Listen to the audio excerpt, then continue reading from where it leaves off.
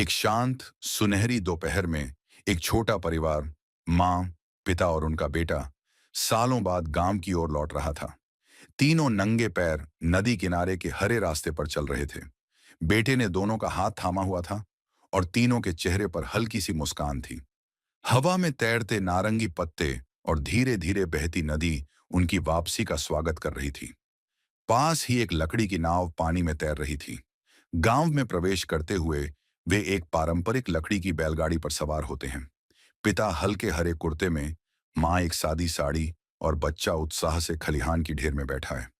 बैल की टापें, नदी के पास से गुजरती बैलगाड़ी और गांव का हर दृश्य मानो एक पुराने लोकगीत की लय पर चल रहा था। लेकिन इस शांति के पीछे एक डरावनी याद छिपी थी। वर्षों पहले इसी पुल से गुजरते समय बैलगाड़ी अचानक टूटती पुलिया पर जा चढ़ी। बच्चे का संतुलन बिगड़ता है और वह हवा में झूलता हुआ नीचे गिरने वाला होता है। मां चीखती हैं, पिता की आंखों में डर और घोड़ा बौखला जाता है। वो पल उनकी जिंदगी का सबसे डरावना क्षण था। गहराती धारा, पास बहती टूटी बैलगाड़ी और पिता की आंखों में डर। वह दृश्य मानो वक्त को रोक देता है। कुछ समय बाद बच्चा जंगल में अकेला रह जाता है। वह एक उथली नदी में तैर रहा होता है, डरा हुआ, अकेला। तभी दर्जनों चिंपांजी उसे घेर लेते हैं। कुछ शांत निगाहों से, कुछ सहानुभूति से देखते हैं। एक चमत्कारी रिश्ता बनता है इंसान और जानवरों के बीच। एक दिन एक महिला, जो अब एक वन अधिकारी है, जंगल में उस बच्चे को ढूंढती है।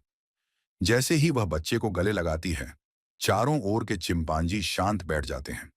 आंखों में आंसू, चेहरे पर मुस्कान और हवा में प्रेम।